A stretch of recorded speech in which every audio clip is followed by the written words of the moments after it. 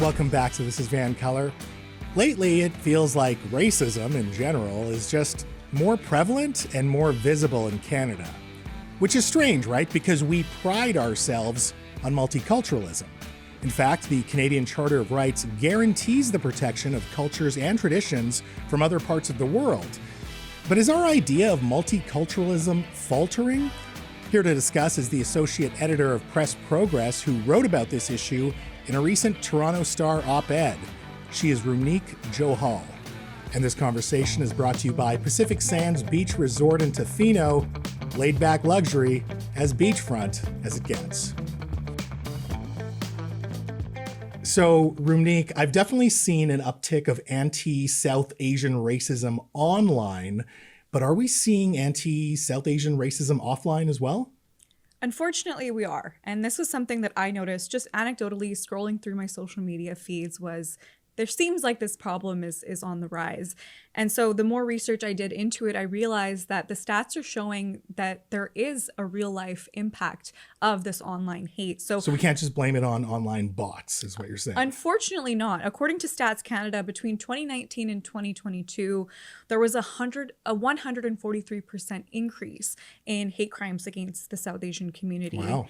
And that also coincides in 2023, the Global Project Against Hate and Extremism, which is an organization tracking the far right, they found that there's an increase in slurs and hate against South Asians. It's increased over 150% since 2023. Wow. Now, I do feel like hate has just been on the rise in general, whether it's anti-Asian hate, anti-Semitism. Why is this all happening now?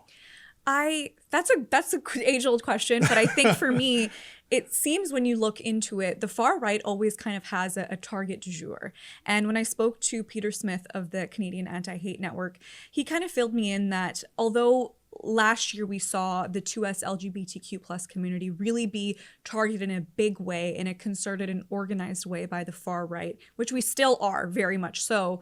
This year, we've seen them shift their focus to immigrants, and specifically South Asian immigrants. They are creating this campaign of wanting to send them back. And so I think we're at a time where people need somebody to blame. There needs to be a scapegoat. We're all struggling due to the cost of living, high inflation, jobs are difficult to come by. And it just appears that this demographic has been the one where they seem more visible, and it's easy to identify people who have visible markers of difference. They're religious markers or cultural markers.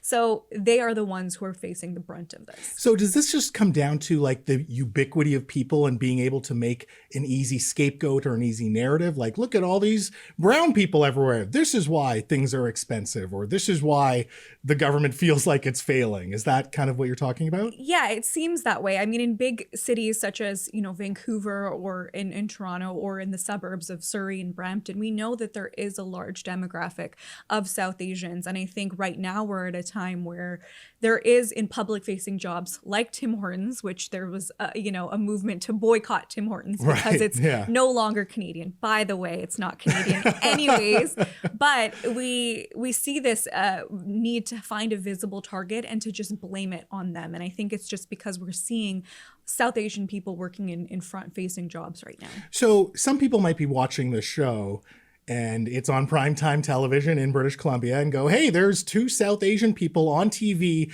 talking about things that affect the South Asian community. So isn't multiculturalism flourishing in Canada? I love that you asked this question because if you take one look at either of our social media mentions, you can see that multiculturalism is not flourishing in this country.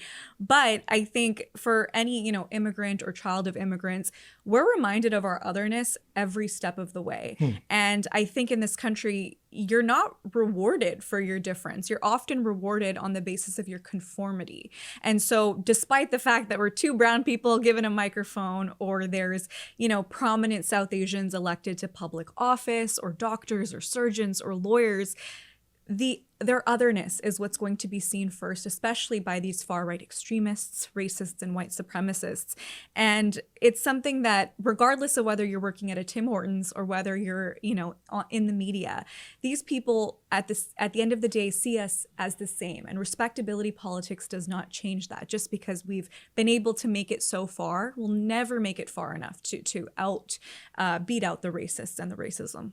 And I think it deserves emphasis here. The Canadian Charter of Rights does protect multiculturalism. We're not a melting pot where you have to conform and assimilate. You can keep things from your ancestral heritage, right?